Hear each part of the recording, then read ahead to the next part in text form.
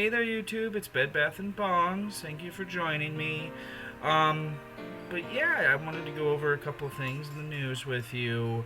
Primarily at the moment, I wanted to go over the progress of the stimulus bill with you guys because I know a lot of people are hurting out there. A lot of people are losing their jobs. A lot of people are getting evicted. Um, me myself, my family are going through a little bit of a rough financial patch.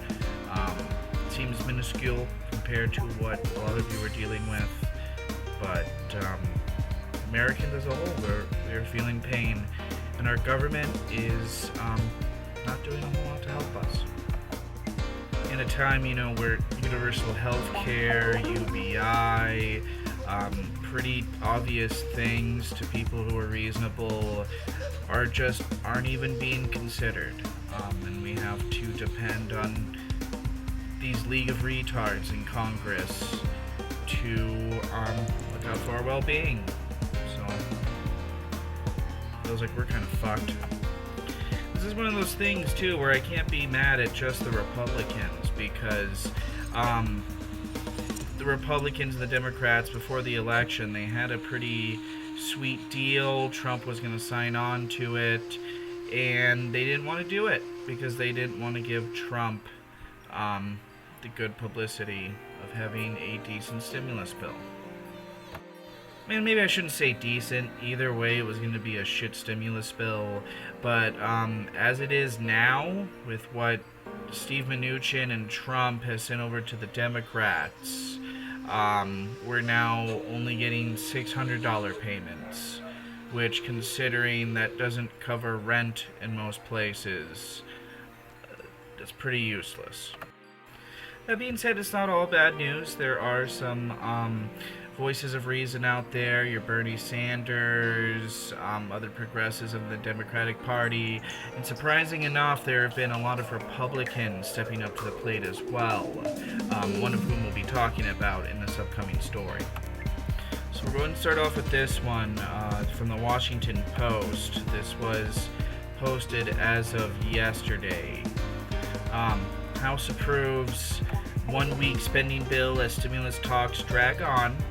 The House of Representatives on Wednesday approved a 1 week extension in funding for the federal government, a move aimed at giving lawmakers more time to hammer out agreements on spending bills and emergency economic relief. Congressional leaders advanced the short-term extension in federal funding as negotiations over an emergency economic relief package appeared to falter and prospects of a major breakthrough dimmed. The measure passed by 343 to 67. So this passed yesterday. The funding for the government will go on for the next week, so there won't be a government shutdown over all of this.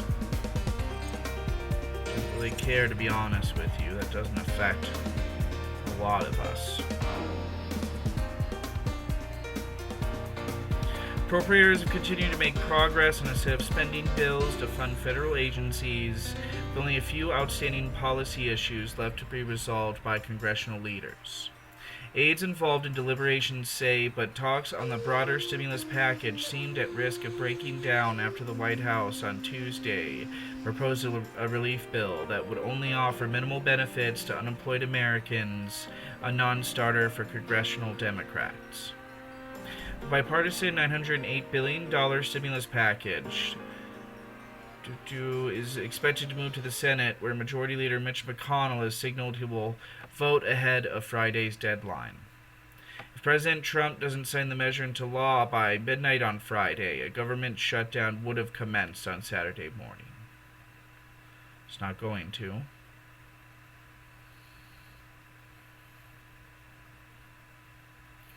Steve Mnuchin's proposed relief package would offer a $600 stimulus check per person, including children. That's good, at least you would get paid for the kids as well. Democrats have ruled out accepting a deal that would not offer supplemental federal unemployment benefits. So basically, they're offering big cash payments, sort of to stimulate the economy, but they want to cut unemployment benefits. So if you just lost your job, you've been on unemployment for a little while, you might lose it.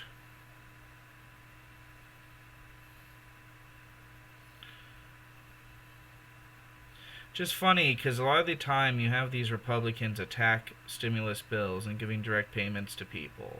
But here, Mnuchin is actually arguing that putting money in people's pockets would indeed stimulate the economy. It's funny how they just change their arguments back and forth whenever it suits them.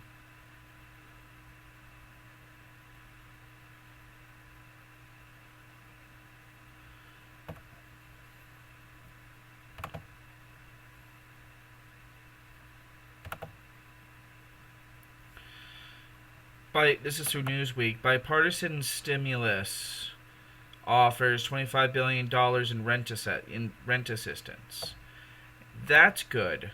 It should be a lot more than that, but let's see here. The deal backed by Senators Susan Collins and Joe Manchin, both of the worst people on the planet. A handful of other lawmakers will offer $25 billion in rental assistance to state and local governments as well as Native American tribes. That's not nearly enough. That's not enough for all of those things you listed in like one state. It is expected that households with earnings at 50% or below the average local income would be the first in line to receive funds from the proposed $25 billion pot, with support covering as much as 18 months of arrears and future assistance. I mean, if you get your hands on this money, it's a pretty good deal, but it's not going to be enough to go around. It would make the eviction moratorium go into January of next year. It would block landlords from putting tenants out on the street. However, it does not include plans for a second round of direct stimulus payments. Granted, the last I heard is that Mnuchin was offering $600 payments.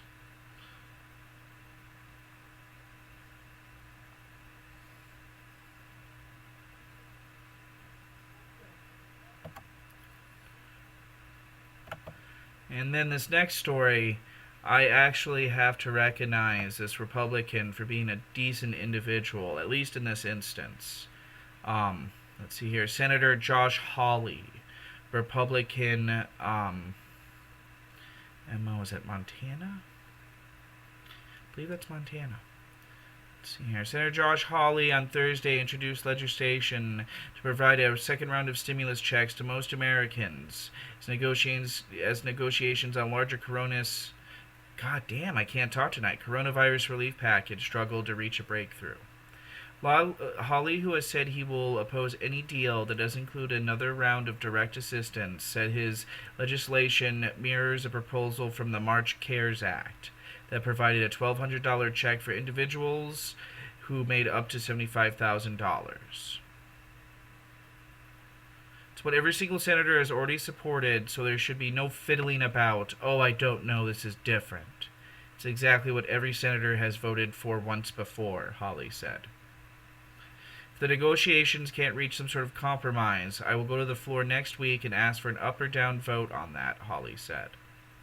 Under Senate rules, any one senator can go to the floor to ask for a vote, but any one senator can also object and block the vote. Hawley's decision to introduce a standalone bill comes as lawmakers on both sides of the aisle have pushed for another round of checks to be included in any year-end agreement. Progressives, including Bernie Sanders of Vermont and Representative Alexandria Ocasio-Cortez of New York, are also pushing for checks to be included.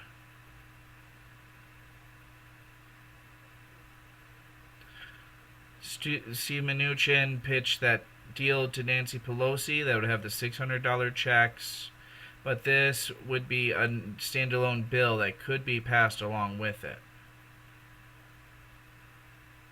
I'm continuing to be flummoxed as to why there aren't any direct payments. Everybody supported this in March. It's the most useful, helpful, and frankly popular aspect. So I told Trump that during the phone call, and I encouraged him to veto it. Wow.